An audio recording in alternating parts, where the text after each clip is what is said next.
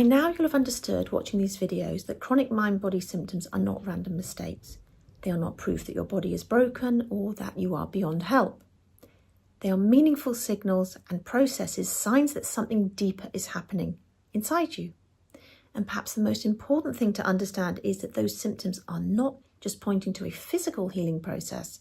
They are pointing back to a journey of return, a journey from survival back to your true self. This is all what these videos are talking about. We've explored so far to this point. It's not just about the pain going away or your energy coming back or getting rid of the gastro issues, the dizziness, etc.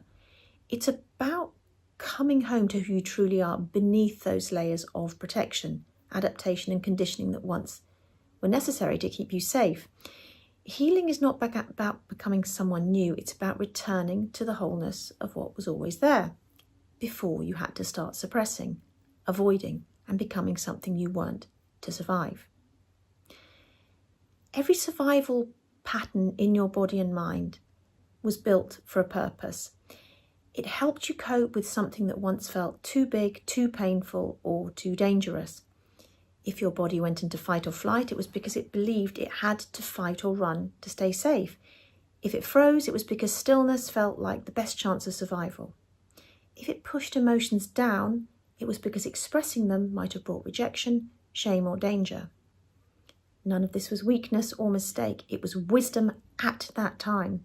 It was your system doing the best it could with the resources it had. The patterns that now seem to hold you back were once the very strategies that got you through. But here's the thing. Patterns built for survival are meant for emergencies, not for life. They're meant to keep you alive, not to help you thrive. And when they stay switched on for extended periods long after the original danger has passed, they start to limit us. They shape our identity. They keep parts of us hidden, denied. They hold our body in states of tension, vigilance, and suppression. They keep the true you locked away beneath layers of protection. Healing is the process of gently peeling back those layers and allowing your deeper self to naturally emerge. Symptoms are a bridge, therefore, not an enemy, and it's so easy to see chronic symptoms as obstacles standing in the way of your life. But in truth, they are often the bridge back to it. They are the way your body gets your attention, because we wouldn't do this otherwise. It has to get so loud, so insistent, so all-encompassing, so relentless that we are forced to take notice. They are the language of the deeper self that it uses when it's time to change, when it can no longer carry on in this way. A symptom is rarely just physical. It's a messenger pointing to suppressed emotions, unprocessed experiences, or outdated survival patterns that are now ready to be resolved and deleted. Pain might point to anger that was never expressed, fatigue to grief that was never allowed to be felt, dizziness, fear that was never soothed, and so on.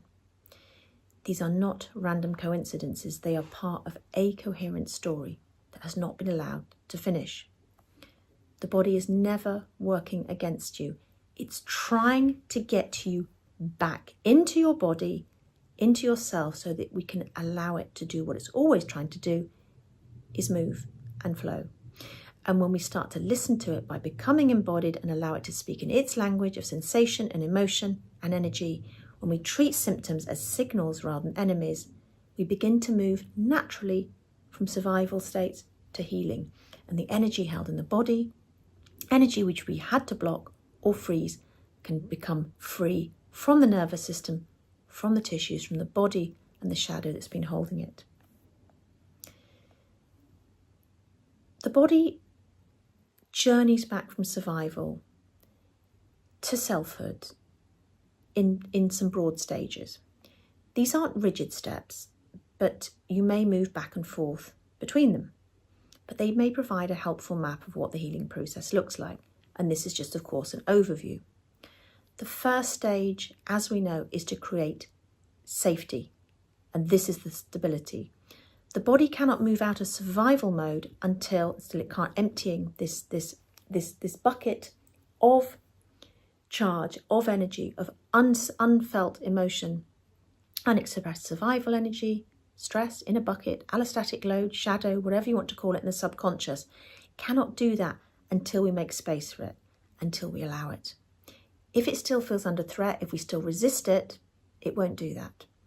Safety, allowing, is what tells the nervous system, tells the ego, the brain, that it can relax its defenses and start to heal.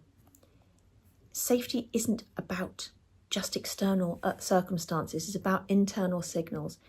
And your ability to be with what is arising in your body signals within a daily schedule as well, and predictable routines, gentle movement, food, etc., that it's now safe for this process to unfold, this update. So does just slowing down, learning to stay present with the body, committing to a different life, a life of healing for the time being. This isn't about digging into the past or forcing big emotional breakthroughs. It's about giving your system the conditions it needs to stop bracing for danger, stop holding that charge in the nervous system, in the shadow, to now let it through, to finish a journey it started once, decades ago. Once the body begins to feel safe, you can start listening to what it's been trying to say. This means shifting from fighting symptoms to being with them, listening with your body. And you can start to see, what's it been protecting you from? What emotions might they be carrying? What patterns might it be highlighting?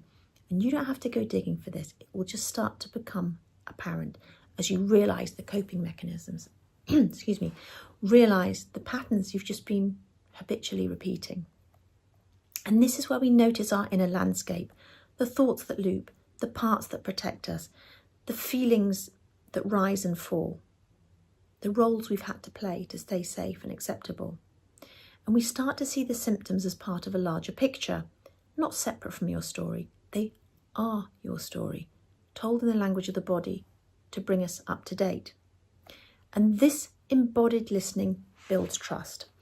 And trust opens the doorway to deeper layers to just be allowed to surface. As this trust grows, as we find it easier to allow what's rising in the body from a place beyond it to simply move it through, the body begins to bring more and more forward what was once too much to feel. The anger, the grief, the fear, the genuine shame that once pushed aside for protection, for safety, for survival. And this is the most intense part of the healing journey.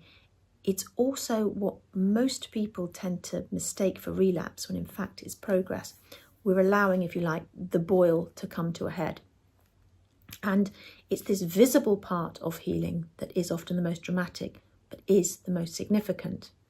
And this is where old survival energy discharges, suppressed emotions rise, memories surface, you feel absolutely out of your head with craziness, overwhelmed by emotions, unable to control yourself at times. But as long as you can be in the schedule, that doesn't matter. This is what we want. And symptoms may intensify as the body metabolizes what it once stored as it comes out of the tissues, out of the nervous system and through to naturally re-regulate us, to bring us out of survival state, back to equilibrium and balance. And all this is happening not because you're failing, but because you're finally allowing what has been repressed, held, compressed for years. And the opposite of repression, of course, is expression. And the key is allowing, not fixing. Feel the feelings without trying to change them. Let the body complete what was once incomplete. Trust always that it knows what it's doing. Every tear, every tremor, every moment of terror, every wave of sensation and pain is part of the body's way of coming back to balance.